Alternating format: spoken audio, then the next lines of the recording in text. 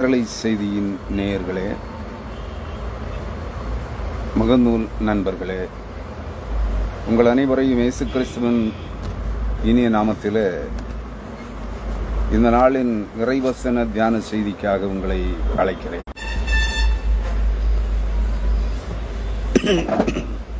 அன்புக்குரியவர்களே, இன்றைய தினத்திலும் net connection சற்று ஸ்லோவாக இருக்கிறபடியினால் இடையிடையே கனெக்ஷன் நின்று விடுகிறது. தயவு செய்து மன்னித்துக் கொள்ளுங்கள். இந்த நாளின் இறை செய்திக்காக, இறைவசன தியான செய்திக்காக நான் தெரிந்து கொண்டிருக்கிற தலையங்கம் மறுபடி பிறக்கிற பரிசுத்தவான்களில் யார் கிறிஸ்துவின் இரண்டாம் வருகையில் கிறிஸ்துவுக்கு முன்னோடியாக சபை ஆயத்தப்படுத்துகிறவன் என்கிற தலையங்கத்தில் இந்த நாளுக்குரிய இறை செய்தியை நான் உங்களோடு பகிர்ந்து கொள்ள விரும்புகிறேன். ஒருமுறை கூட கடைசி நாட்களில் பரிசுத்த ஜாதியாக மறுபடி பிறக்கிற பரிசுத்தவான்களில் முதல்வனாக யார் இரண்டாம் வருகைக்கான கிறிஸ்துவுக்கு முன்னோடியாக செயல்படுகிறவன் என்கிற தலையங்கத்தில் இந்த நாளின் இறை செய்தியை நான் உங்களோடு பகிர்ந்து கொள்ள விரும்புகிறேன். அதற்காக தெரிந்து கொள்ளப்பட்ட வேதவசனம் பரிசுத்த யோவான் எபிரேய திருச்சபைக்கு எழுதின நிருபம், எபிரேயர் 6ஆம் அதிகாரம் 20ஆம் வசனத்தை நான் ஆதார வசனமாக எடுத்துக்கொண்டிருக்கிறேன். அதோடு அதே எபிரேயர் 7ஆம் அதிகாரம் 1 முதல் 4 வரையான வசனங்களையும் அதற்கு இணையாக, அதற்கு துணையாக நான் அதோடு இணைத்து விவரிக்க விரும்புகிறேன். அந்த இறைவசனங்களை நீங்கள் படிக்க கேட்கலாம். எபிரேயர் 6ஆம் அதிகாரம் 20ஆம் வசனம். நமக்கு முன்னோடினவராகிய இயேசு மெல்கிசேதேக்கின் முறைமையின்படி நித்திய பிரதான ஆசாரியராய் நமக்காக அந்த திரைக்குள் பிரவேசித்திருக்கிறார் என்று சொல்லுகிறார் பரிசுத்த பவுல், அல்லது பரிசுத்த பவுலை கொண்டு பரிசுத்த ஆவியானவர் அதை இப்படியாக நமக்கு கற்பித்திருக்கிறார். எந்த திரைக்குள் இயேசுவானவர் பிரவேசித்தார் அல்லது இயேசு கிறிஸ்துவானவர் பிரவேசித்தார் என்பதை நாம் முதலாவது இதை குறித்து தெளிவாக அறிந்து கொள்ள வேண்டும். நமக்கு முன்னோடினவராகிய இயேசு பரலோகத்தில் இருக்கிற பரலோக தேவனுடைய பரம எருசலேம் என்கிற சபைக்குள்ளே, ஆலயத்திற்குள்ளே நம்ம பூமியில் மனிதராக பிறந்த எவரும் உள்ளே பிரவேசிக்க முடியாது. அதற்காக நம்மை, பாவிகளும் அக்கிரமக்காரருமாய் இருக்கிற நம்மை மீட்டு ரட்சித்து பரலோக தேவனுடைய பரலோக திருச்சபைக்குள்ளே நம்மை கூட்டி சேர்ப்பதற்காக இயேசுவானவர் அல்லது இயேசு கிறிஸ்துவானவர் மெல்கிசேதேக்கின் முறைமையின்படி மனிதனாக பிறந்த இயேசுவானவர் நமக்காக மெல்கிசேதேக்கின் முறைமையின்படி நித்திய பிரதான ஆசாரியராக சிலுவையிலே ரத்தம் சிந்தி மரித்து அந்த இரத்தத்தோடு பரலோக திருச்சபைக்குள்ளே கிறிஸ்துவானவர் பிரவேசித்திருக்கிறார். மரித்து உயிர்த்தெழுந்த இயேசு கிறிஸ்து 40ஆம் நாளிலே அந்த பரலோக சபைக்குள்ளே தேவ சமூகத்திலே பிரவேசித்திருக்கிறார். ஆக எபிரேயர் 9ஆம் அதிகாரம் 24ஆம் வசனத்தின்படி அந்த மகா பரிசுத்த ஸ்தலமான பரலோகத்தில் இருக்கிற பரலோக தேவனுடைய சபைக்குள்ளே, அந்த மகா பரிசுத்த ஸ்தலத்திற்குள்ளே கிறிஸ்துவானவர், தேவகுமாரனாகிய கிறிஸ்துவானவர் சிலுவையில் ரத்தம் சிந்தி மரித்த அந்த நேரத்திலேயே சிலுவையிலிருந்து அப்படியே இரத்தத்தோடு, தான் சிலுவையில் சிந்தின இரத்தத்தோடு கிறிஸ்துவானவர் பரலோகத்திற்கு எழுந்தருளி பரலோக சபையிலே, பரலோக எருசலேம் சபையிலே, மகா பரிசுத்த சபையிலே தேவ சமூகத்திலே பிரவேசித்திருக்கிறார். இரண்டாவதாக மரித்து உயிர்த்தெழுந்த இயேசு கிறிஸ்து பிற்பாடு 40ஆம் நாளிலே மேகரதத்திலே பரலோகத்திற்கு எடுத்துக் கொள்ளப்பட்டு பரலோக சபையிலே தேவனுடைய சமூகத்திலே பிரவேசித்திருக்கிறார். ஆக இயேசுவானவரும் கிறிஸ்துவானவரும் இரண்டு வெவ்வேறு நிலைப்பாடுகளிலே, ஒருவர் இரத்தத்தோடும் ஒருவர் இரத்தம் இல்லாமலும் பரலோகத்திற்குள்ளே பிரவேசித்திருக்கிறார்கள். அந்த முறைமை யாருடைய முறைமையாம்? நித்திய பிரதானாசாரியனாக இருந்த மெல்கிசேதேக்கின் முறைமை என்று சுட்டிக்காட்டுகிறார். இதை குறித்து அவர் சொல்லுகின்ற போது ஒரு காரியத்தை வெளிப்படுத்துகிறார். என்ன காரியம்? எபிரேயர் 50ஆம் அதிகாரம், எபிரேயர் 5ஆம் அதிகாரம் அவர் என்ன சொல்லுகிறார்? 11ஆம் வசனம் முதல், எபிரேயர் 5ஆம் அதிகாரம் 11ஆம் வசனம் முதல் 15ஆம் வசனம் வரை, 14ஆம் வசனம் வரை சொல்லுகிறார். இந்த மெல்கிசேதேக்கை பற்றி நாம் விஸ்தாரமாய் பேசலாம். என்ன சொல்றார்? மெல்கிசேதேக்கை பற்றி நம்முடைய வேதாகமத்திலே ஆதியாகமம் 14ஆம் அதிகாரம் 18, 19, 20ஆம் வசனங்களிலும், 1 நாளாகமம் 21ஆம் அதிகாரம் 18 முதல் 28 வரையான வசனங்களிலும், 18, 19, 20 ஆகிய வசனங்களிலும், 1 நாளாகமம் 14ஆம் அதிகாரம் 18ஆம் அதிகாரம் 1 நாளாகமம் 21ஆம் அதிகாரம் 19, 20, 18, 19, 20 ஆகிய வசனங்களிலும், எபிரேயருக்கு எழுதின நிருபம் 5ஆம் அதிகாரம் முதல் 7ஆம் அதிகாரம் வரையிலும் இந்த மெல்கிசேதேக்கை குறித்து எழுதப்பட்டிருக்கிறது, பேசப்பட்டிருக்கிறது. அதை சற்று விரிவாக எடுத்து பேசியிருக்கிறவர் பரிசுத்த ஆவியானவரால் ஏவப்பட்டு பேசினவராகிய பரிசுத்த பவுல் அப்போஸ்தலன் அவர்கள். அவர் அதில் எபிரேயர் 5ஆம் அதிகாரத்தில் என்ன சொல்லுகிறார்? 11ஆம் வசனம் முதல், இந்த மெல்கிசேதேக்கை பற்றி நாம் விஸ்தாரமாய் பேசலாம், மிகவும் அதிகமாய் பேசலாம். நீங்கள் கேள்வியில் மந்தமுள்ளவர்கள் ஆனபடியால், அதாவது கேள்வியில் மந்தம்னா நம்ப மாட்டீங்கிறார். மந்த புத்திக்காரர்கள் என்ன சொன்னாலும் உங்களுக்கு புரியாதுங்கிறார். மந்த புத்திக்காரர்களுக்கு என்ன சொன்னாலும் கேட்காது இல்லையா? பேசுகிறவனை பைத்தியக்காரன் என்பார்கள், தங்களை ஞானிகளை போன்று எண்ணிக்கொள்ளுவார்கள். அதான் மந்த புத்திக்காரர்களுடைய புத்தி செயல்பாடு. அதாவது இந்த மெல்கிசேதேக்கை பற்றி நாம் விஸ்தாரமாய் பேசலாம். நீங்கள் கேள்வியில் மந்த புத்தி உள்ளவர்களாய் ஆனபடியால் அதை விளங்க பண்ணுகிறது அரிதாக இருக்கும். இந்த மெல்கிசேதேக்கை குறித்து மிக அதிகமாய், விசாலமாய், விஸ்தாரமாய் பேசுகிற அந்த காரியங்களை நீங்கள் விளங்கிக் கொள்வதும், புரிந்து கொள்வதும், அறிந்து கொள்வதும் சற்று கடினமான காரியமாக இருக்கும் என்கிறார். 12ஆம் வசனம், காலத்தை பார்த்தால் போதகராய் இருக்க வேண்டிய நீங்கள், காலத்தை பார்த்தால் நீங்கள் யாராக இருக்க வேண்டும்? இஸ்ரவேலிலே நிக்கோதேமு எனப்பட்டவன் போதகனாக இருந்தான். ஆண்டவராகிய இயேசு கிறிஸ்து சொன்னார், நீ இஸ்ரவேலிலே போதகனாக இருந்தும் மறுபடி பிறப்பதை குறித்து உனக்கு எந்த அறிவும் இல்லையே என்று கடிந்து கொண்டாரே, அதுபோல இங்கே பரிசுத்த ஆவியானவர் கடிந்து கொள்ளுகிறார் பவுலை கொண்டு.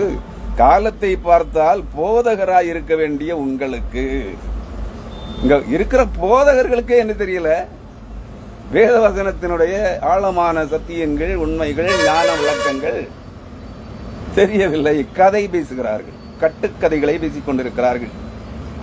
ஒரு போதகர் சொல்லுகிறார், என்னிடத்தில் நேரடியாக சொன்னார், நான் அவருடைய திருச்சபையில் ஒரு ஞாயிறு காலை ஆராதனையில் பிரசங்கத்திற்காக அழைக்கப்பட்டிருந்தேன். எசேக்கியேல் 37ஆம் அதிகாரத்திலிருந்து இந்த எலும்புகள் உயிரடையுமா என்று தேவனாகிய கர்த்தர் எசேக்கியேல் தீர்க்கதரிசியிடம் கேட்கிற கேள்விக்கான பதில் அந்த எசேக்கியேல் 37ஆம் அதிகாரம் 1 முதல் 14 வரையான வசனங்களிலே, 15 வரையான வசனங்களிலே எழுதப்பட்டிருக்கிறது. நான் அதை குறித்து அன்றைய செய்தியை கொடுத்தேன். அந்த 14, 15 ஆகிய வசனங்களை முன்வைத்து ஆதாரமாக கொண்டு இதோ உங்கள் பிரேத குழிகளை நான் திறந்து உங்களை உங்கள் பிரேத குழிகளில் இருந்து வெளிப்பட பண்ணி உங்களை உயிரடைந்து எழும்பச் செய்வேன், அப்பொழுது நான் கர்த்தர் என்று அறிந்து கொள்வீர்கள். ஆதாரமாக நான் அந்த வசனத்தை எடுத்து இந்த எலும்புகள் உயிரடையுமா என்கிற அந்த சிதறி கிடக்கிற உலர்ந்த மனித எலும்புகளை குறித்து அது உயிரடையும் என்கிற கண்ணோட்டத்திலே தேவன் சொல்கிற அந்த வார்த்தைகளை விவரித்து பேசினேன். சுமார் 1 மணி நேரம் 10 நிமிடம் 60 அல்லது 70 நிமிடங்கள் என்று நினைக்கிறேன். அந்த செய்தியை மக்கள் நன்றாக கூர்ந்து கவனித்தார்கள். ஒருவர் கூட எழும்பி வெளியே செல்லவில்லை.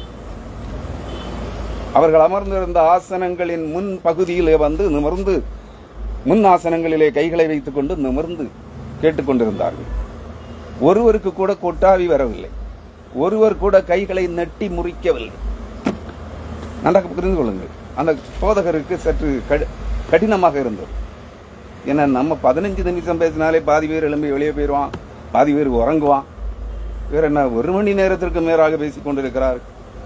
எல்லாம் என்று அவரை பிரசங்கியாருடைய முகத்தையே பார்த்துக் கொண்டிருக்கிறார்கள் என்று அவருக்கு கடும் கோபம், எரிச்சல் வந்து விட்டார். என்னிடத்தில் நேரே கேட்டார். கேட்டதோடு அவர் நின்று விடவில்லை. இது ஒரு மேஜிக். அதாவது என்ன சொல்லுகிறார், இது ஒரு மாயாஜால வித்தை.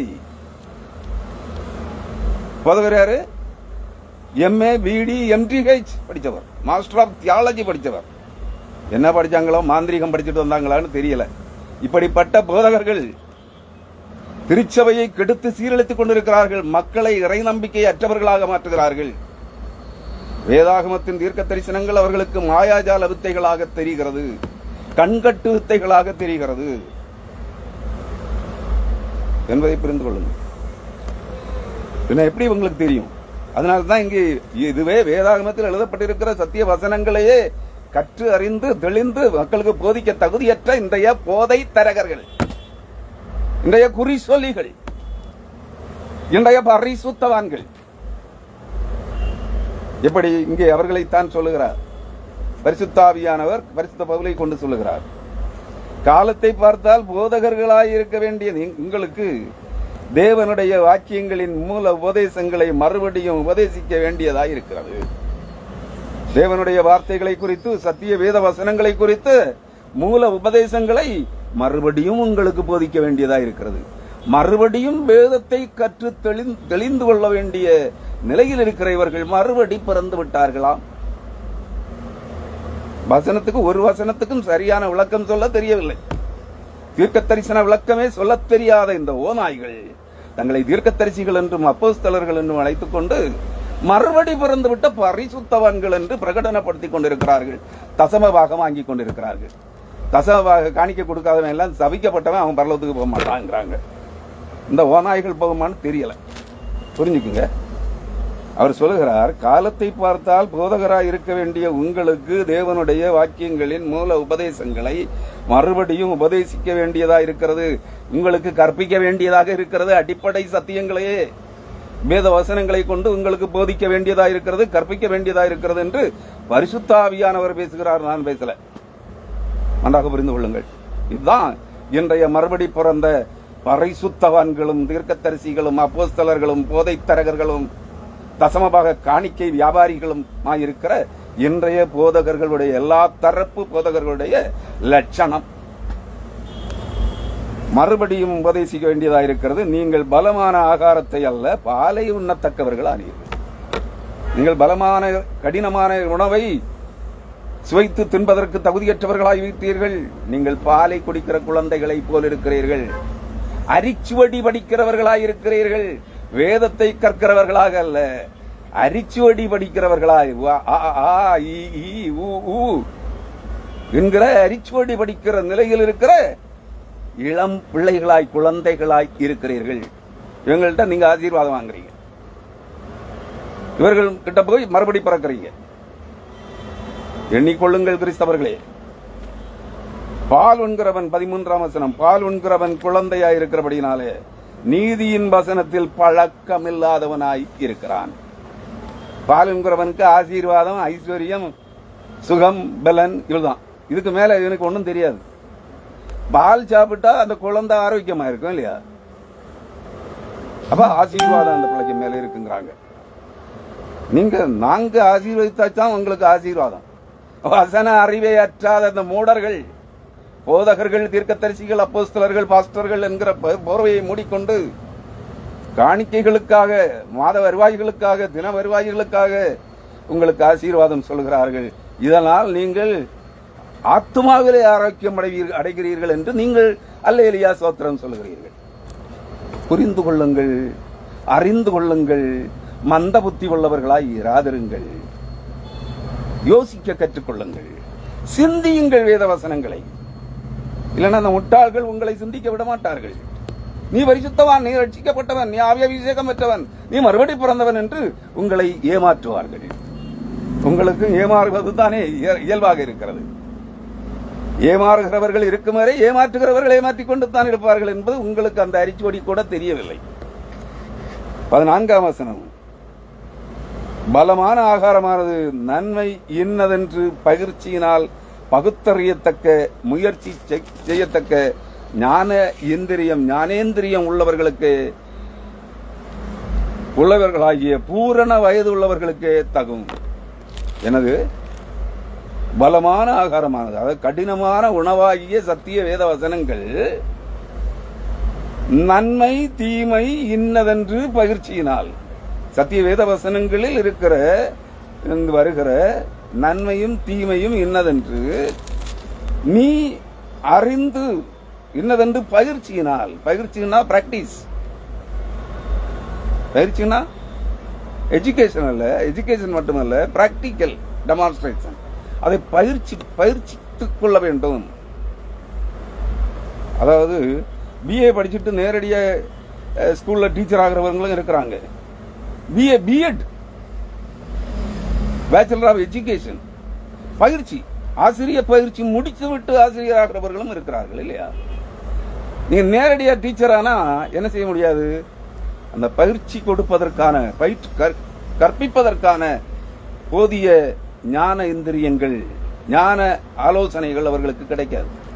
அதனால தான் சொல்றாரு, பலமான ஆகாரமானது, அதாவது சத்திய வேதவசனம், சத்திய வேதவசனத்தின் ஆழமான சத்தியங்களாவது நன்மை தீமை என்றதென்று நமக்கு கற்பிக்க வேண்டும் என்றால் நாம் அதை பயிற்சி செய்திருக்க வேண்டும், நாம் அதை பிராக்டிஸ் பண்ணி இருக்க வேண்டும். கற்பிக்கிறவன் பிராக்டிஸ் எடுத்திருக்கணும். நான் அதை கற்று பயிற்சி செய்து அனுபவித்து அனுபவபூர்வமாக பயிற்சியின் மூலமாக அனுபவிக்கவில்லை என்றால் மற்றவர்களுக்கு பயிற்சிக்க முடியாது. புரியுதுங்களா?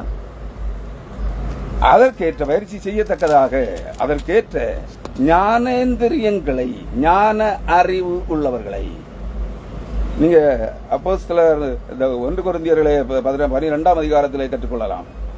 ஒருவனுக்கு ஞானத்தை போதிக்கிற வரம், ஒருவனுக்கு அறிவை உணர்த்துகிற வரம், ஒருவனுக்கு வியாதியை குணப்படுத்துகிற வரம், ஒருவனுக்கு தீர்க்க தரிசனம் உரைக்கிற வரம், அந்த தீர்க்க தரிசனத்தை செயலாக்கம் வர செய்கிற குணமாக்குகிற வரம், பிசாசுகளை துரத்துகிற வரம், இதெல்லாம் தாங்க ஞானேந்திரியங்கள்.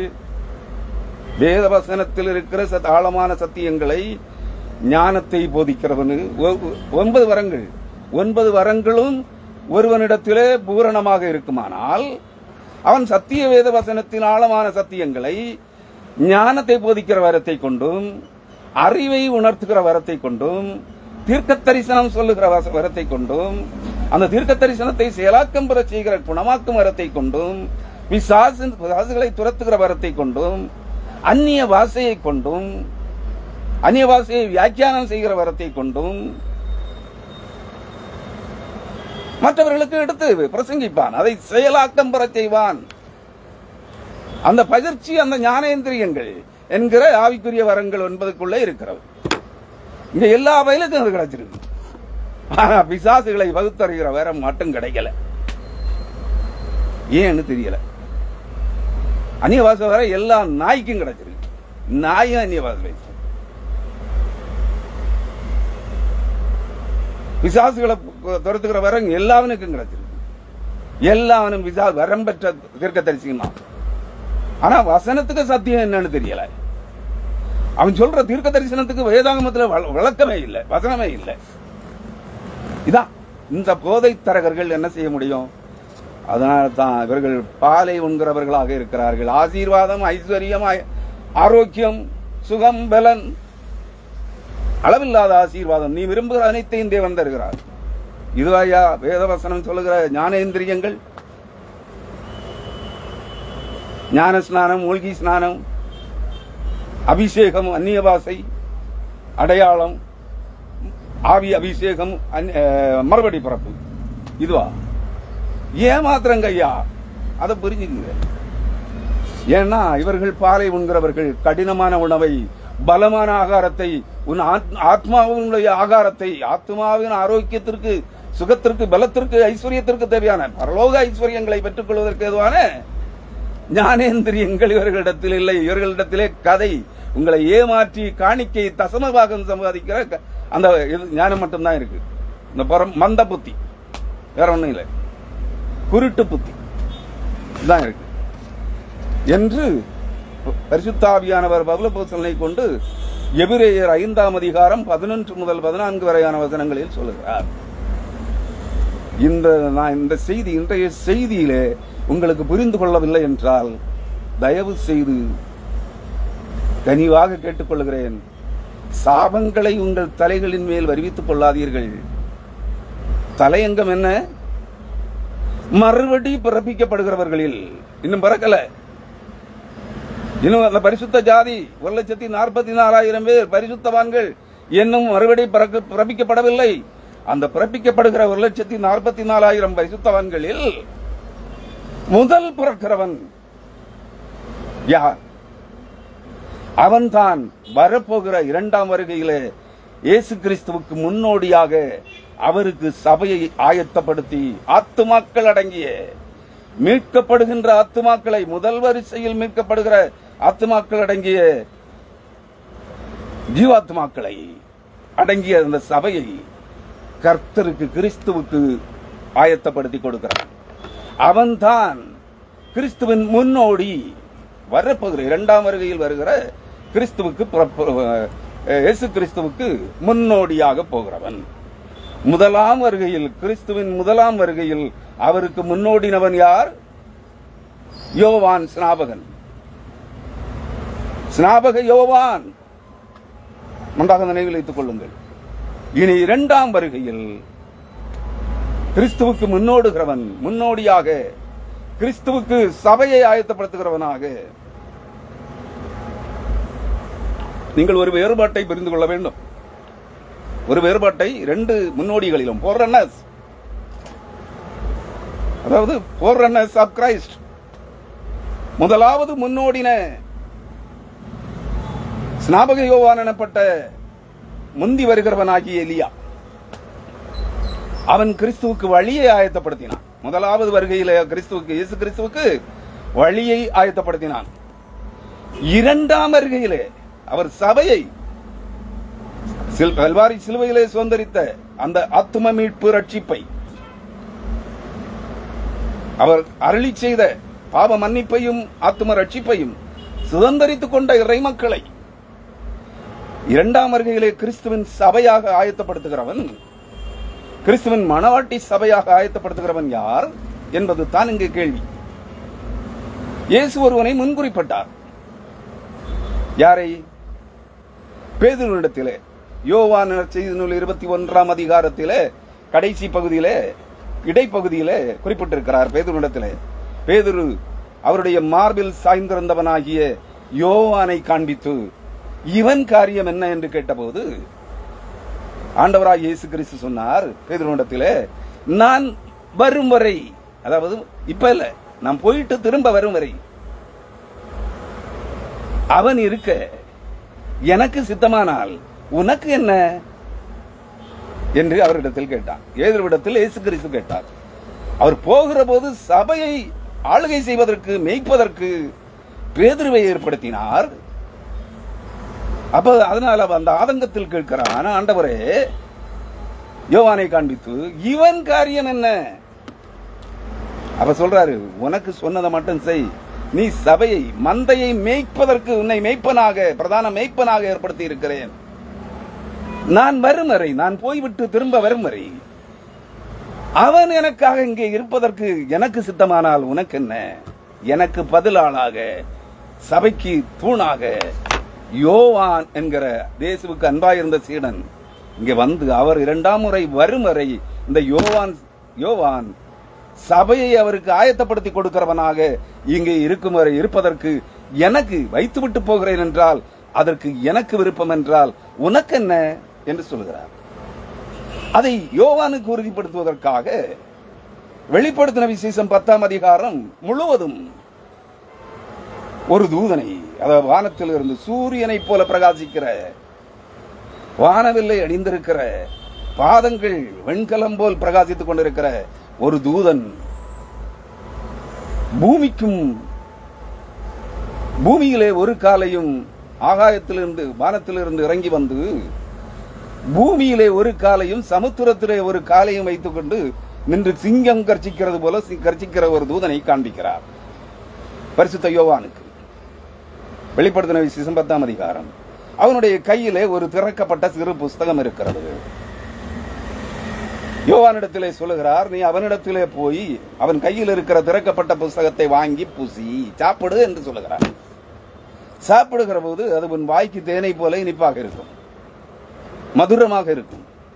அது உன் வயிற்றுக்குள்ளே போகிற போது அது உன் வயிற்றிலே மகா கசப்பாக இருக்கும்.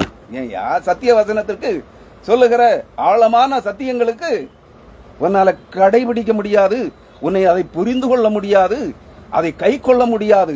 அது மகா கசப்பாக இருக்கும், உனக்கு மரண வேதனையை கொண்டு வரும். அதனால எந்த ஊழியக்காரனும் வேதாகமத்தின் ஆழமான சத்தியங்களை கற்றுக்கொள்ள விரும்ப மாட்டான். இனி நடக்க போவது என்ன, இனி சம்பவிக்க போகிறது என்னங்கிறதெல்லாம் பார்த்தா சகிக்க மாட்டான், செத்து போவான்.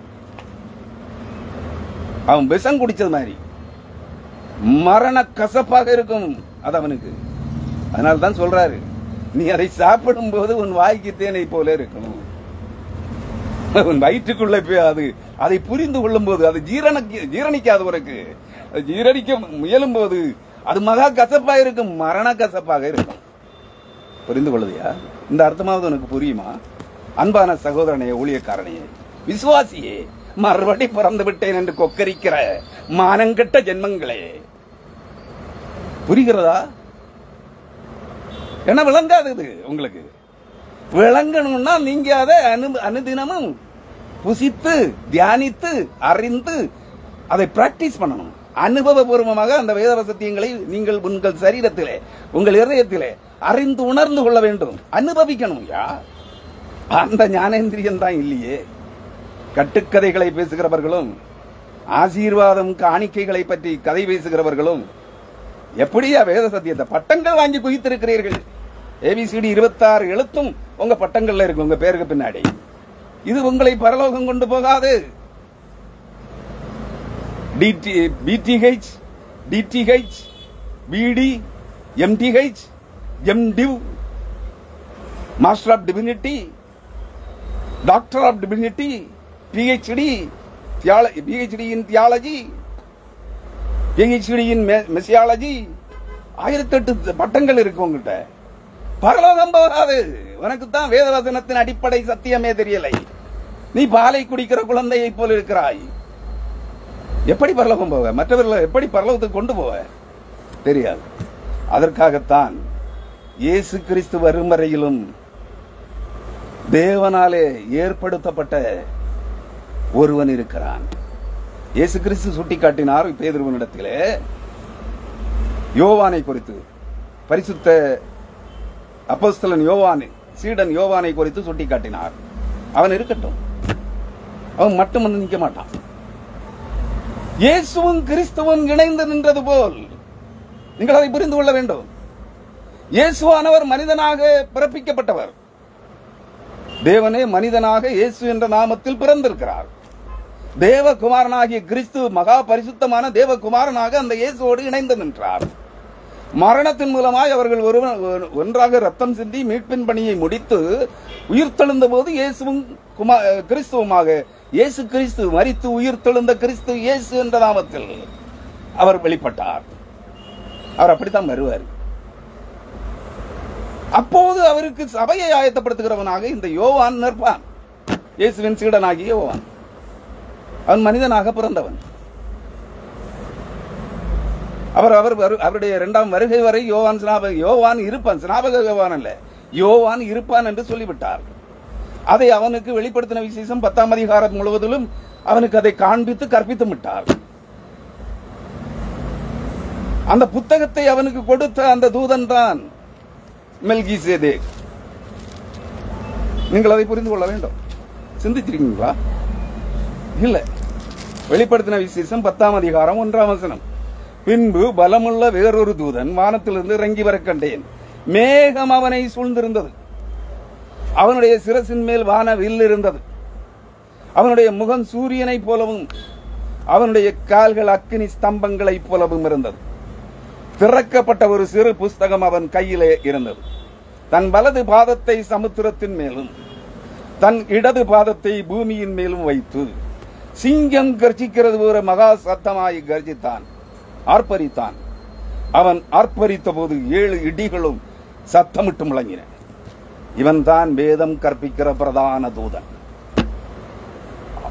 அநேக லட்சக்கணக்கான கோடிக்கணக்கான தூதர்கள் இருக்கிறார்கள்.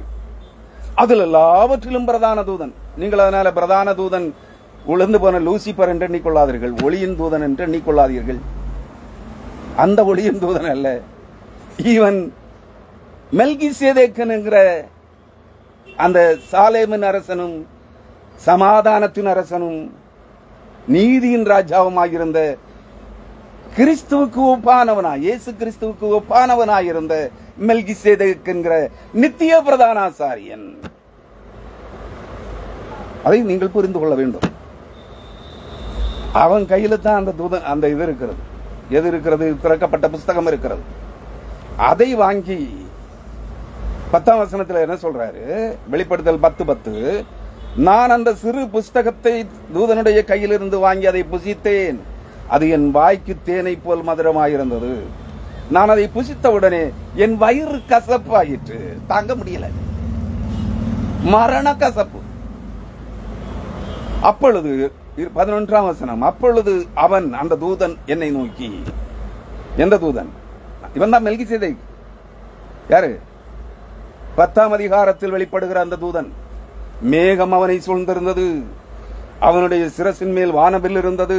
அவனுடைய முகம் சூரியனை போலவும் கால்கள் அக்னி ஸ்தம்பங்களை போலவும் இருந்தது. தேவனுடைய சாயல். தேவனுடைய வானவில் தேவனுடையது. அதை இவன் சூடி இருக்கிறான். அந்த வானவில்லுக்கும் அக்னி ஸ்தம்பங்கள் போன்ற கால்களுக்கும் சூரியனுடைய முகம் போன்ற முகத்திற்கும் மேகம் அவனை சூழ்ந்திருக்கிறது. இதற்கெல்லாம் சொந்தக்காரர் தேவன். தேவனை போல் இருக்கிறவன் மெல்கிசேதேக். அந்த இடத்துல தான், அந்த முறைமையில் தான், அவருடைய இடத்தை தான், மெல்கிசேதேக்கின் இடத்தை தான் கிறிஸ்துவுக்கு தேவன் கொடுத்திருக்கிறார். அப்ப இவன் தள்ளப்பட்டு விட்டானா? ஆம், இப்பொழுது தள்ளப்பட்டு தான் இருக்கிறான். அவன் யாருங்கிறத நான் உங்களுக்கு சொல்றேன். அவன் ஏன் மறுபடி பிறக்கதிலே முதலாவது பிறக்க வேண்டும்? அவன் ஏன் பரிசுத்தவான்களுக்கு முத்திரை போடுகிற போது அவன் ஏன் சூரியன் உதிக்கிற திசையில் இருந்து பூமியின் மேல் ஏறி வர வேண்டும்? அப்படின்னா எங்கோ பாதாளத்திலே தள்ளப்பட்டிருக்கிறான். அதல பாதாளத்திலே தள்ளப்பட்டிருக்கிறான். அதை நீங்கள் படித்தால் ஏசாயா 40ஆம் அதிகாரத்தை நீங்கள் படிக்க வேண்டும். ஏசாயா தீர்க்கதரிசியின் புத்தகம் 40ஆம் அதிகாரத்தை நீங்கள் தெளிவாக கற்றுணர வேண்டும். அப்படின்னா மட்டும்தான் அவன் யார் என்று உங்களுக்கு தெரியும். ஏசாயா நான் வாசித்து விட்டுறேன், சும்மா சுட்டி காட்டுறேன். நான் சொன்ன அதிகாரம் சரிதானா என்பதை உங்களுக்கு தெளிவுபடுத்துவதற்காக அதை ஒரு வசனத்தை வாசிக்கிறேன். இல்ல, 41ஆம் அதிகாரம், ஏசாயா 41ஆம் அதிகாரம். கிழக்கில் இருந்து நீதிவானை எழுப்பி தமது பாதப்படியிலே வரவழைத்தவர் யார்? ஜாதிகளை அவனுக்கு ஒப்புக் கொடுத்து அவனை ராஜாக்களுக்கு ஆண்டவனாக்கி அவர்களை அவன் பட்டயத்துக்கு தூசியும் அவன் வில்லுக்கு சிதறடிக்கப்பட்ட தாளடியுமாக்கி என்று சொல்லப்பட்டிருக்கிறது. இந்த அதிகாரம் தான் 9ஆம் வசனத்தில் அவனை குறித்து சொல்லுகிறார். அவனிடத்தில், நான் பூமியின் கடை எல்லைகளிலிருந்து, கடையாந்தர ஆழங்களிலிருந்து உன்னை எடுத்து அதன் எல்லைகளிலிருந்து உன்னை வரவழைத்து அழைத்து வந்து, நீ என் தாசன், நான் உன்னை தெரிந்து கொண்டேன், நான் உன்னை வெறுத்து விடவில்லை என்று சொன்னேன் என்று அவனுக்கு சொல்லுகிறார். இன்னும் ஒரு வசனம் இருக்கு, அதே 41ஆம் அதிகாரம் 25ஆம் வசனம். நான் வடக்கே இருந்து ஒருவனை எழும்ப பண்ணுவேன். இவன் வடக்கே தேவனுடைய பர்வதத்தில், தேவனுடைய சமூகத்தில், தேவனுக்கு முன்பாக நித்திய பிரதான ஆசாரியனாக, தேவனுக்குடைய நித்திய பிரதான ஆசாரியனாக நின்றவன் தான் இந்த மெல்கிசேதேக். அதனால் தான் அவர் சொல்கிறார், நான் வடக்கே இருந்து ஒருவனை எழும்ப பண்ணுவேன், அவன் வருவான், வந்து சூரியோதய திசையில் இருந்து என் நாமத்தை தொழுது கொள்ளுவான். அவன் வந்து அதிபதிகளை சேற்றை போலவும் குயவன் களிமண்ணை மிதிப்பது போலவும் மிதிப்பான். வடக்கே உன்னதங்களில் தேவனுடைய சமூகத்தில் நித்திய பிரதான ஆசாரியனாக தேவனுக்கு முன்பாக நின்றவன் தான் இந்த மெல்கிசேதேக். இவனை தேவன் பூமிக்கு அனுப்பியிருக்கிறார். நான் கிழக்கிலிருந்து நீதிமானை எழுப்பி எனது பாதப்படி, தேவனுடைய பாதப்படியாகிய பூமியிலே வரவழைத்திருக்கிறார். அங்கிருந்து அவனை நான் பூமியின் கடையாந்தரங்களுக்கு, கடை எல்லைகளிலே அவனை தள்ளி இருக்கிறார். அங்கிருந்து நான் உன்னை எடுத்து அதன் எல்லைகளில் இருந்து அழைத்து வந்து, நீ என் தாசன், நான் உன்னை தெரிந்து கொண்டேன், நான் உன்னை வெறுத்து விடவில்லை என்று சொன்னேன். அவனை ஏதோ ஒரு காரணத்தோடு அவனை பூமியின் கடையாந்தர எல்லைகளிலே தள்ளி இருக்கிறார். இனி நாம் மெல்கிசேதேக்கு வரோம். மெல்கிசேதேக் எபிரேயர் 7ஆம் அதிகாரம் 1ஆம் வசனம். இந்த மெல்கிசேதேக்கு சாலேமின் ராஜாவும் உன்னதமான தேவனுடைய ஆசாரியனுமாய் இருந்தான். ராஜாக்களை முறியடித்து வந்த ஆபிரகாமுக்கு இவன் எதிர்கொண்டு போய் அவனை ஆசீர்வதித்தான். ஆபிரகாம் லோத் ஆகியோருடைய நாட்களிலே லோத்தையும் அவன் குடும்பத்தையும் அவன் சார்ந்திருந்த அந்த சொதோம் கோமாரா பட்டணம் ராஜ்யம் முழுவதையும், மேலும் 5 ராஜ்யங்களையும், அதன் அரசர்களையும், அதன் ஆடு மாடுகள் மனிதர்கள் அனைவரையும், வேறு 5 ராஜாக்கள் வந்து இவர்களை அனைத்தையும் கொள்ளையடித்து சென்றார்கள்.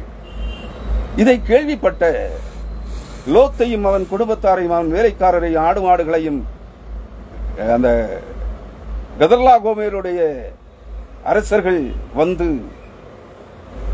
கொள்ளையடித்து சிறைபிடித்து சென்றார்கள் என்ற கேள்விப்பட்ட ஆபிரகாம் அவனுக்கு கைபடிந்த 400 வேலைக்காரர்களோடு அவர்களை துரத்தி சென்று அவர்களை பிடித்து, அவர்கள் சிறைபிடித்து சென்ற 5 ராஜாக்களையும் லோத்தையும் அவன் குடும்பத்தாரையும் ஆடு மாடுகளையும் அனைத்தையும் மீட்டுக் கொண்டு வருகிறார்கள். ஆதியாகமம் 14ஆம் அதிகாரம் 18, 19, 20 ஆகிய 3 வசனங்களை படித்து பாருங்கள்.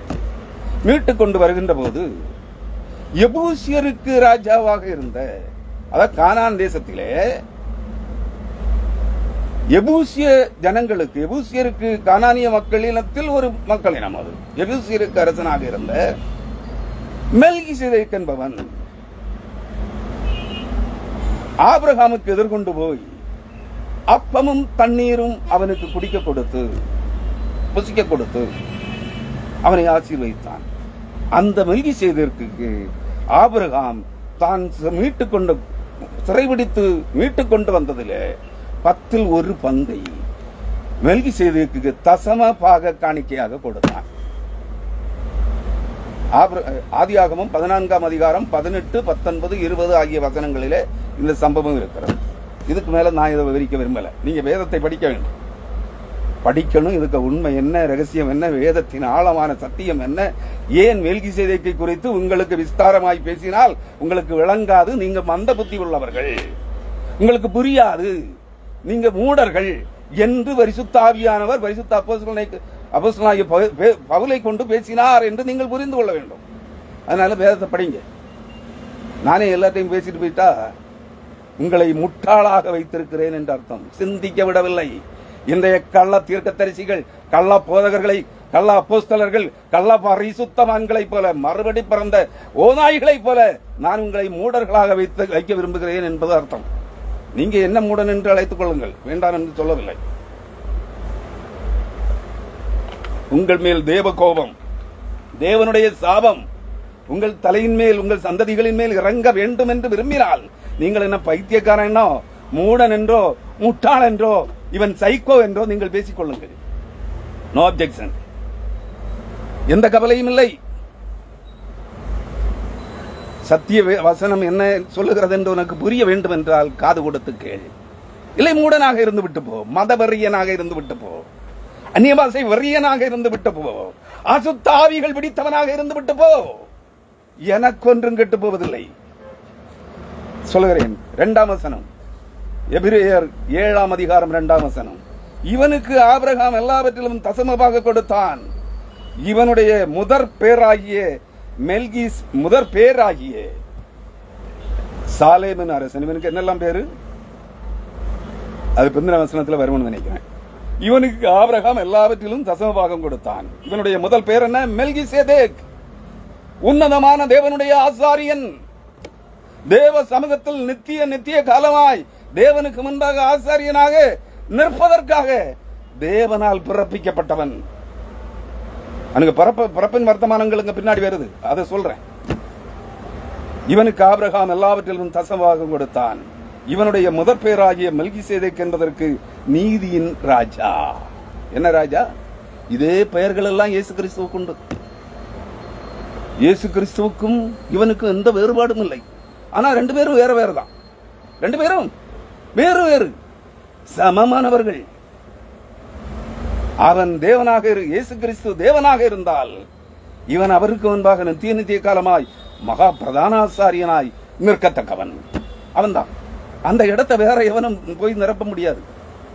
ஆனால் அந்த இடத்திற்கு பதிலாக அந்த இடத்தில் யோவான், அப்போஸ்தலன் யோவானை இயேசு கிறிஸ்து ஏற்படுத்துகிறார். அப்படின்னா மனிதரிலிருந்து தெரிந்து கொள்ளப்பட்ட யோவான் சீடன் யோவான் என்கிற யோவான் அப்போஸ்தலனும் தேவனுக்கு முன்பாக நித்திய பிரதானாசாரியராய் நிற்கும்படியாக ஆயத்தப்படுத்தப்பட்ட பிறப்பிக்கப்பட்டிருந்த இந்த மெல்கிசேதேக்கும் ஒரே ஒருவர். அவனுக்காக மெல்கிசேதேக்குக்காக யோவான் பிறப்பிக்கப்பட்டிருக்கிறான், ஆயத்தமாக்கப்பட்டிருக்கிறான். நன்றாக புரிந்து கொள்ளுங்கள். அந்த இடத்தை எவனும் எடுக்க முடியாது. இங்க 1008 பேர் என்கிட்டயே கேட்டிருக்காங்க. நான் எழுதின புத்தகங்களை படித்துக் கொண்டு போன் பண்ணி ஊருக்கு வந்து கேட்டு பேசியிருக்காங்க. ஐயா, நான் தான் யோவான் கர்த்தர் எனக்கு வெளிப்படுத்தி இருக்கார். உங்களுக்கு தெரியுமா யாருன்னு? உங்களுக்கு தெரியும், நீங்க அதையெல்லாம் எழுதிருக்கீங்க. மெல்கிசேதேக்கும் யோவான் ஒன்று என்று உனக்கு வெளிப்படுத்தி இருக்காருன்னா நீ அவர்கிட்ட கேட்டு தெரிஞ்சுக்க. எங்கிட்ட வந்திருக்க. எனக்கு ஆளை வெளிப்படுத்தல, யார் என்று காட்டவில்லை. உங்க ஏஞ்சல் டிவி ஐயா இருக்காரு, தாடி. அவன் ஒரு சின்ன வயசுல ஒரு 30 வயசுக்கு முன்னாடி, அவன் ஏஞ்சல் டிவி தொடங்குறதுக்கு முன்ன ரவீந்திரநாத் தாகூரா பாளையங்கோட்டையில் ஒரு கள்ளப்பிரசங்கி இருந்தான். அவனுக்கு சிசியன். பாளையங்கோட்டையில் வச்சு எனக்கு வீட்டுக்கு ஒரு 50 போஸ்ட் கார்டு அனுப்பியிருப்பான். நான் தான் யோவான், நான் போற இடத்துல எனக்கு காலில் எல்லாரும் ஏசாயா 62ஆம் அதிகாரத்தில் இருக்கிறபடி உன்னை பணிந்து கொள்ளா உன் காலின் தூளை நக்காத எல்லாரும் சபிக்கப்படுவார்கள், அழிக்கப்படுவார்கள் கர்த்தர் நட்டு சொல்லியிருக்காரு. டிஜேஎஸ் தினகரனை பார்த்தானா அவர் ஏற்றுக்கொண்டாராம். அதனால அவருக்கு தலையில இடி விழாம தப்பினாராம். அந்த ஓனா எங்கிட்ட சொன்னான். இது மாதிரி 1008 பேர் இருக்காங்க. அதனாலதான் ஏஞ்சல் டிவி சாது சுந்தர் செல்வராஜ் இப்ப தாடியும் வளர்த்தி 80 வயசு கிழவு மாதிரி வேஷம் போட்டுக்கிட்டு சின்ன குட்டிகளை எல்லாம் தடவிட்டு 1,44,000 பேரை களரி ஃபைட்டுக்காரங்க யுத்த சேன வீரர்களை உருவாக்கி வச்சிருக்கான், கலெக்ட் பண்ணி வச்சிருக்கான். ஏன்னா என்கிட்ட கேட்டான், அந்த 1,44,000 பேரை ஆர்கனைஸ் பண்ணி நீ எனக்கு தரணும். ஏன்னா 1,44,000 பரிசுத்தவான்களை கர்த்தர் நீ கூட்டி சேர்க்க என்கிட்ட சொல்லியிருக்காரு. அதை கூட்டி சேர்க்கறதுக்கு அதனால நீங்க தான், உங்களுக்கு தான் இதெல்லாம் வெளிப்படுத்தப்பட்டிருக்கு. நீங்க எனக்கு அந்த 1,44,000 பேரை எனக்கு ஆர்கனைஸ் பண்ணித்தாங்க. அந்த 1,44,000 யுத்த சேனாபதிகளை ஆயத்தப்படுத்துகிற ஆர்கனைசரா நீங்க இருங்க அப்படின்னா போடா நாய அப்படின்னு சொல்லி விரட்டி விட்டு.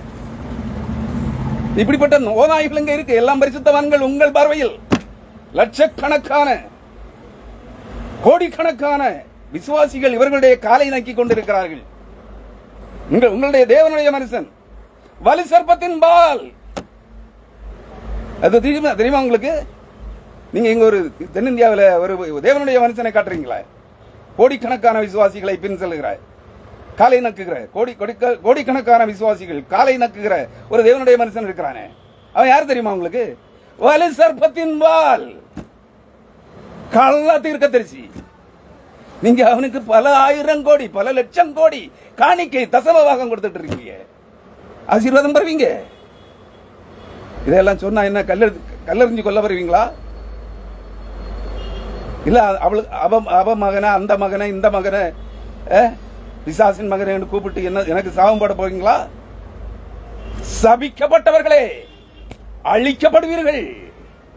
கர்த்தருடைய வருகையின் நாள், அந்த தேவனுடைய முன்னோடி வெளிப்படுகிற நாள். 1,44,000 பரிசுத்தவான்கள் மறுபடி பிறக்கின்ற நாளிலே 80 லட்சம் பேர் சாகடிக்கப்படுகிற அந்த கூட்டத்தில் நீங்கள் எல்லாம் அழிக்கப்படுவீர்கள். என்னுடைய செய்திகளை கேட்கிறவர்கள் அல்ல. இவனுக்கு பைத்தியம், இவன் தான் சாத்தான், இவன் தான் அந்திகிறிஸ்து, எந்த நாய்கள் எல்லாம் சொல்லுகிறதோ அத்தனை நாய்களும் அந்த 80 லட்சம் பேர்களே ஒருவராக சாகடிக்கப்படுவீர்கள். மறக்காதிருங்கள். ஏன் நீங்கள் பிசாசுகளின் ஆவிகளையும் அந்தி கிறிஸ்துக்களையும் கள்ள தீர்க்கதரிசிகளையும் கள்ள அப்போஸ்தலர்களையும் தேவனுடைய மனுஷர்கள் பரிசுத்தவான்கள் என்று அவர்களுடைய காலை நக்கி கொண்டு நீங்கள் சம்பாதிக்கிற அனைத்தையும் அவர்களுக்கு காணிக்கைகளாக வாரி வழங்கிக் கொண்டிருக்கிறீர்கள். மறந்து விடாதீர்கள் என்ன செய்து கொண்டிருக்கிறீர்கள் என்பதை. என்னுடைய செய்தியை எவனும் கேட்கலனாலும் பிரச்சனை இல்லை, சொல்ல வேண்டியது என்னுடைய கடமை. ஏன் மறுபடி பிறக்கிற பரிசுத்தவான்களுள் இயேசுக்கு தேவனுடைய நாமம் நெற்றியில் எழுதப்பட்டவர்கள் அந்த செய்தியை கொடுத்து யூடியூப்ல அப்லோட் பண்ணா வெறும் 7 பேர் பார்த்து கேட்டிருக்கிறார்கள். உங்களுக்கு கவர்ச்சிகரமா கொடுத்தா 5000 பேர் பார்ப்பீங்க, கேட்பீங்க. இது கேட்க பிடிக்கல உங்களுக்கு. அப்லோட் பண்ணி 1 வாரம் ஆச்சு. 7 பேர் அந்த செய்தியை கேட்டிருக்கிறார்கள். அப்படின்னா உங்களுக்கு எதுக்கு நாம் பிரசங்கம் பண்ணணும்? சாபத்தின் பிள்ளைகள் அந்தி கிறிஸ்துக்களையும் அசுத்தாவிகளையும் பிசாசுகளையும் அவைகளின் காலை நக்கி கொண்டிருக்கிற நீங்கள் இன்றைய கிறிஸ்தவம் எங்கே சென்று கொண்டிருக்கிறது? ஆசீர்வாத பிரசங்கம், காணிக்கை பிரசங்கம், சாபம் இதெல்லாம் கொடுத்தா லட்சக்கணக்கான பேர் கேட்பீங்க. சத்தியத்தை, வேதத்தின் ஆழமான சத்தியங்களை பிரசங்கித்தால் உங்களுக்கு செவிகள் விரியன் பாம்பின் செவிகளை போல் செவிட்டு விரியனை போல் காதுகளை அடைத்துக் கொண்டு ஓடுகிறீர்கள். மீறினால் சாபம் விடுகிறீர்கள். இங்கே சொல்லுகிறார், தசமபாகம் இவனுக்கு, அதாவது மெல்கிசேதேக் என்பவனுக்கு உன்னதமான தேவனுடைய ஆசாரியனாய் இருந்து பூமியிலே எபூசியருக்கு அரசனாக இருந்த, சாலேம் பட்டணத்திலே அரசனாக இருந்த அந்த மெல்கிசேதேக்குக்கு ஆபிரகாம், யாக்கோபு, இஸ்ரவேல் சந்ததி, லேவியர்கள் பிறக்கும் முன்னே, லேவியர்கள் ஆபிரகாமின் பேரர்களாய் 4ஆம் தலைமுறை பேரப்பிள்ளைகளாய் லேவியர்கள் பிறக்கும் முன்னே, லேவியர்கள் பிறந்த பிறகுதான் தேவனிடத்திலிருந்து தசமபாக கட்டளையே வெளிப்பட்டது.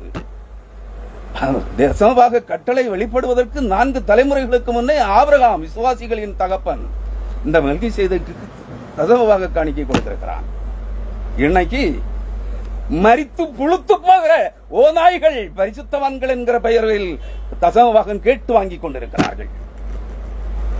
அன்று விசுவாசிகளின் தகப்பன் லேவியர்களாகிய மோசேயின் வழிமரபினர், யாக்கோவின் சந்ததியார் பிறப்பதற்கு முன்பே அவர்கள் ஆபிரகாமின் அறையில் இருக்கும்போது, இடுப்பில் இருக்கும் போதே ஆபிரகாம் மெல்கிசேதேக்கு உன்னதமான தேவனுடைய ஆசாரியனுக்கு ஆசாரியனாயும் பூமியிலே எபூசியருக்கு அரசனாயும் இருந்த நீதியின் ராஜா என்றும், பின்பு சாலேமின் ராஜா என்பதற்கு சமாதானத்தின் ராஜா என்றும் அர்த்தம் கொண்டவனாகிய மெல்கிசேதேக் என்கிற சாலேமின் அரசனுக்கு, நீதியின் அரசனுக்கு, சமாதானத்தின் அரசனுக்கு, நித்திய ஆசாரியனுக்கு ஆபிரகாம் தசமபாக காணிக்கை கொடுத்திருக்கிறான். இவன் 3ஆம் வசனம், எபிரேயர் 7ஆம் அதிகாரம் 3ஆம் வசனம். இவன், இந்த மெல்கிசேதேக், தகப்பனும் தாயும் வம்ச வரலாறும் இல்லாதவன். உங்களைப் போல என்னை போல ஒரு தகப்பன் அறையில் இருந்து தகப்பனுடைய உயிரணுவில் இருந்து தாயின் கருமுட்டையின் மூலமாக தாயின் கருவிலே உருவாகி 281 நாள் அவள் தாயின் கர்ப்பத்திலே சுமந்து 281வது நாள் பிறப்பிக்கப்பட்டு மனிதனாக பிறந்த மனிதன் அல்ல மெல்கிசேதேக். விளங்குதா?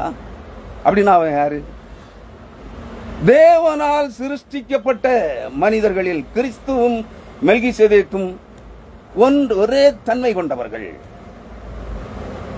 முதலாவது மனிதன் மெல்கிசேதேக், தேவகுமாரன்.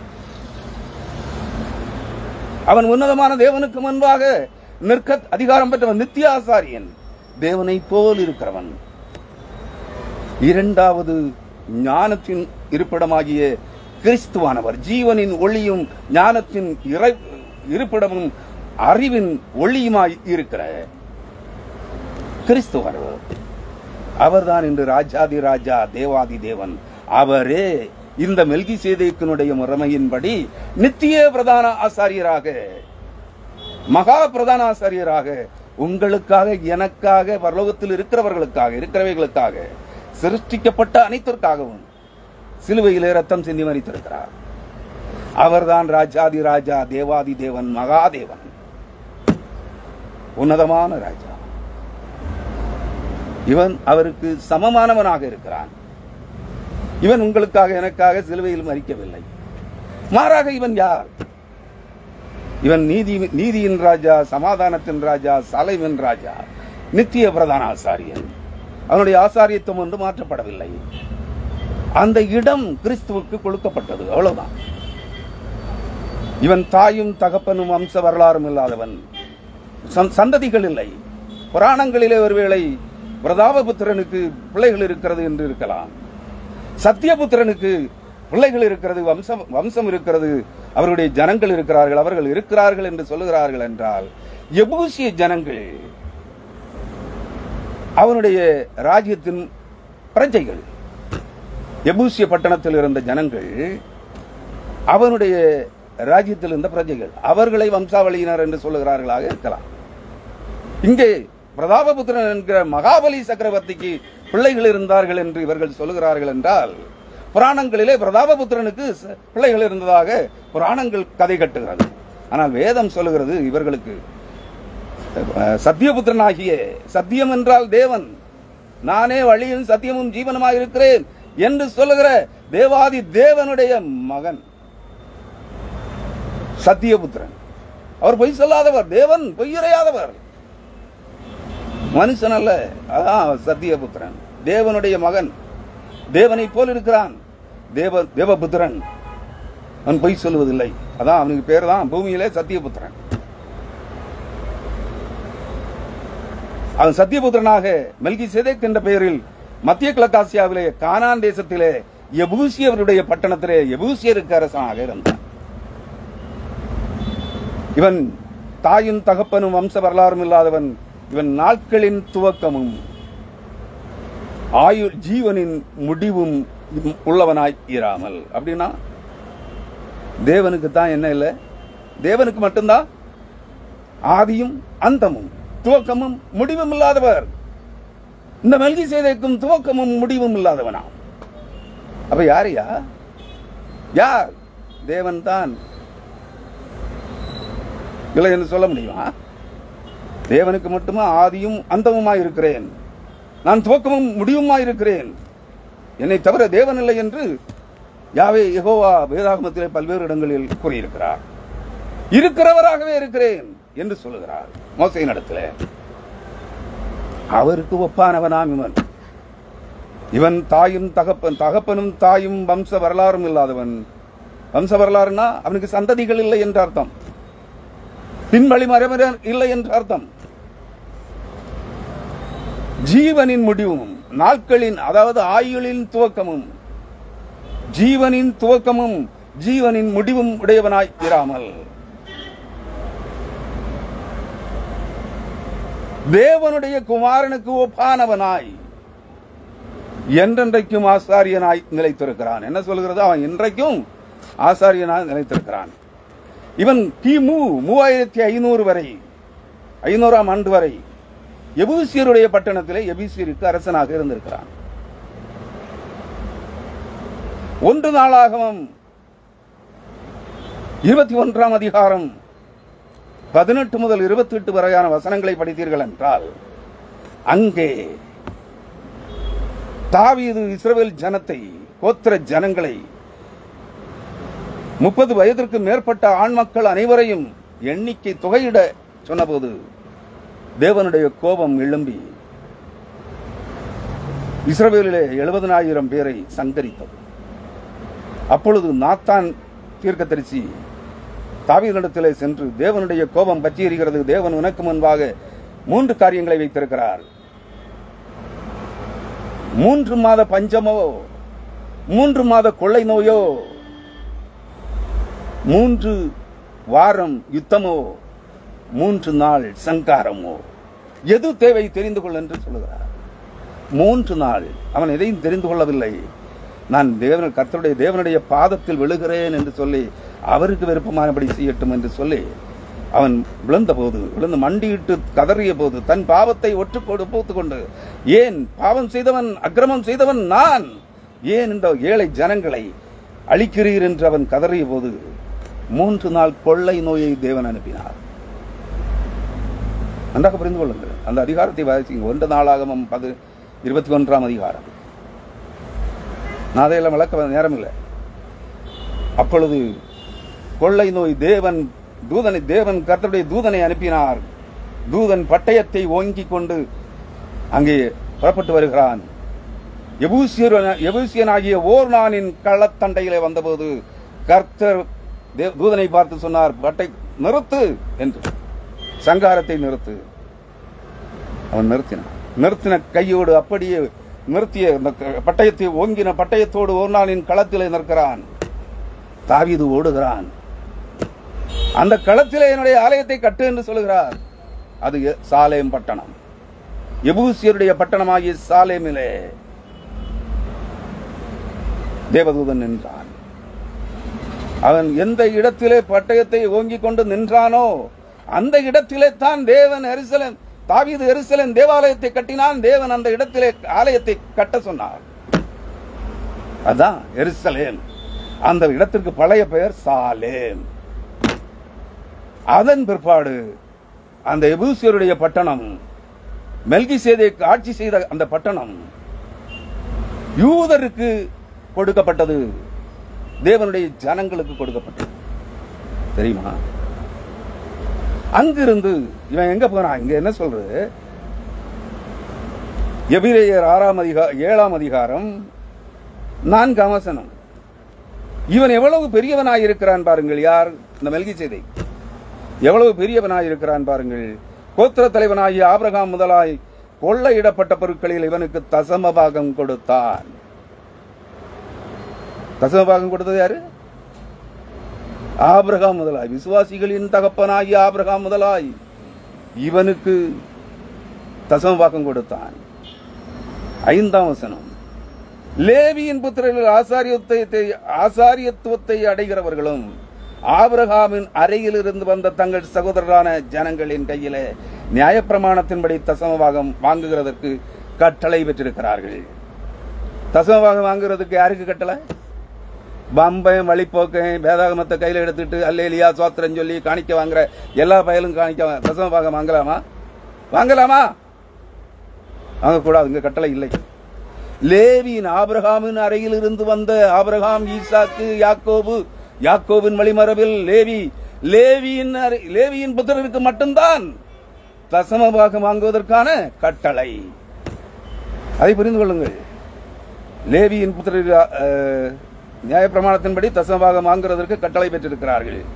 6ஆம் வசனம். ஆகிலும் அவருடைய வம்ச வரிசையில் வராதவனாகிய இவன் ஆபிரகாமின் கையில் தசமபாகம் வாங்கி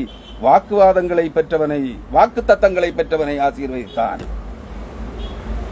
8ஆம் வசனத்தில் ஒரு காரியம் சொல்லுது. அதை சொல்லிட்டு நான் அடுத்த பகுதிக்குள்ளே செல்கிறேன். இந்த சத்தியபுத்திரனாகிய மெல்கிசேதேக்கப்படி பிரதாபபுத்திரனாகிய மகாபலி சக்கரவர்த்தியாக மாறினான். அதை நீங்க புரிஞ்சுக்கணும். அது சுருக்கமா சொல்றேன். அது பெரிய சம்பவம், சுருக்கமா சொல்றேன். இல்லைன்னா நான் இதனுடைய 2ஆம் பகுதியாக இத்துடன் இந்த 8ஆம் வசனத்துடன் இந்த செய்தியை நிறைவு செய்து, ஏன்னா அதுவும் கிட்டத்தட்ட 3/4 மணி நேரம் போயிடும். இதனுடைய 2ஆம் பகுதி நீங்கள் இதை எடுத்துக்கொள்ளுங்கள். மெல்கிசேதேக் எனப்பட்ட சத்தியபுத்திரன்,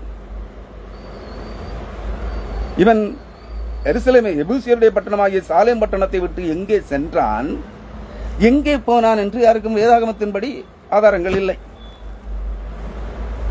இங்க வந்தும் எங்க வந்தான்? இந்தியாவுக்கு தான் வந்தான். ஏன்னா கானானியருடைய தேசங்கள் யூதர்களுக்கு சொந்தமாக்கப்பட்ட பிற்பாடு ஆபிரகாமின் சந்ததிகளாகிய யூதருக்கு சொந்தமாக கொடுக்கப்பட்ட பிற்பாடு இந்த மெல்கிசேதேக்கு அரசாண்ட சாலேம் பட்டணம் எனப்பட்ட எபூசியருடைய பட்டணமாகிய சாலேம் பட்டணம் எருசலேம் பட்டணமாக மாற்றப்படுவதற்கு தாவீதுக்கு கையளிக்கப்பட்ட பிற்பாடு அவன் அந்த மத்திய கிழக்காசியாவினுடைய கானான் தேசத்தின் எபூசியருடைய பட்டணமாகிய சாலேமை விட்டு காணப்படாமல் போனான். சாகல. ஆனா எங்க போனான்? அவன் எங்க வந்தான்? திரும்பவும் அவன் சாகல. இப்ப என்ன நிலைமையில இருக்கிறாங்கிறத நான் அடுத்த 2ஆம் பகுதியிலே உங்களோடு பகிர்ந்து கொள்ளுகிறேன். கூடுமானால் நாளைய தினத்திலே மாலையிலே, இதுபோல மாலையிலே அந்த 2ஆம் பாகத்தை தர விரும்புறேன். கூடுமானால் அல்லனா திங்கட்கிழமை தரேன். இப்ப இந்த செய்தியை இந்த பகுதியோடு, முதல் பகுதியோடு நிறைவு செய்கிறேன். சிறியவன், அதாவது எபிரேயர் 7ஆம் அதிகாரம் 6ஆம் வசனம், சிறியவன் பெரியவனாலே ஆசீர்வதிக்கப்படுவான். அது இயல்பு. அப்பா பிள்ளையை ஆசீர்வதிப்பார் இல்லையா? பிள்ளை அப்பாவை ஆசீர்வதிக்க முடியுமோ? வயதில் முதிர்ந்த போதகர் சபையின் விசுவாசிகளை அவர் போதகர் என்கிற முறையில எல்லாரையும் தலையில கையை வச்சு ஆசீர்வதிக்கிறான் இல்லையா? வயதுல சின்னவன் வந்து பெரியவனை ஆசீர்வதிக்க முடியுமா? இப்ப இந்த போனாய்கள் எல்லாம் அப்படின்னு பண்ணிட்டு இருக்கு. எந்த போனாய்கள் உங்களுக்கு புரியும்? வேத வசனத்தின் ஆழமான சத்தியம் இன்னதென்று அறிய முடியாத மந்த புத்தியுள்ள பணம், காணிக்கை பணம் வாங்குவதற்காக ஊழியக்காரன் கர்த்தரனை தீர்க்கதரிசியாக அழைத்தார், அப்போஸ்தலனாக்கினார், மறுபடி பிறக்க செய்தார், என்னை பரிசுத்தவானாக்கினார் என்று சொல்லி காணிக்கை பணம் படுகிற இந்த முட்டாள் மூடர்கள் அனைவரும் இன்று ஆசீர்வதிக்கிறார்கள். எல்லாரையும் எல்லாரும் அவங்க காலில் விழுறான். வேதவசனம் தெரியாததுதான் காரணம். இங்க என்ன சொல்கிறார்? ஆகிலும் அவர்களுடைய சிறியவன் பெரியவனாலே ஆசீர்வதிக்கப்படுவான், அதற்கு சந்தேகம் இல்லை. 8ஆம் வசனம், அன்றியும் நன்றா கவனிங்க. இந்த வசனத்தோட செய்தியை முடிக்கிறேன்.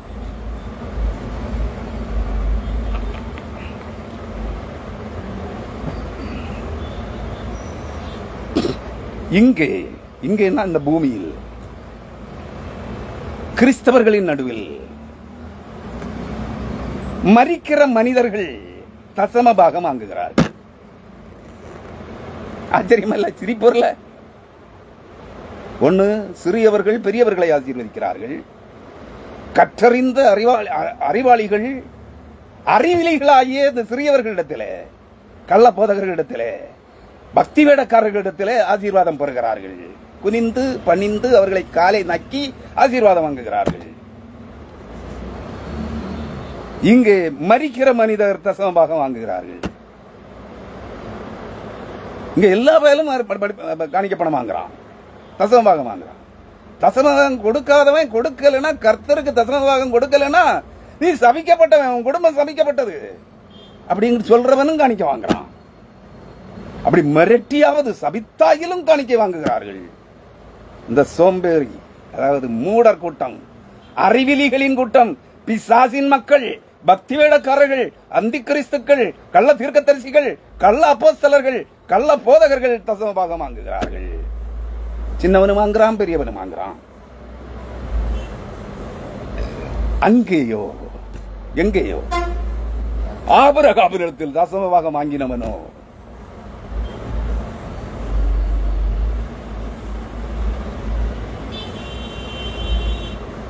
பிழைத்திருக்கிறான் என்று சாட்சி பெற்றவன் வாங்கினான்.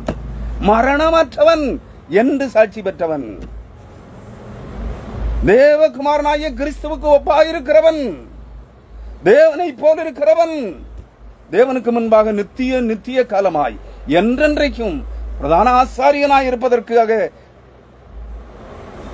வாக்கு பெற்றவன், வாக்கு தத்தம் பெற்றவன், பிழைத்திருக்கிறவன், பிழைத்திருக்கிறான், உயிரோடு இருக்கிறான், ஜீவிக்கிறான் என்று சாட்சி பெற்றவன் தசமபாகம் வாங்கினான். தசமபாகம் வாங்குறதுக்கு யாருக்கு ரைட்டு?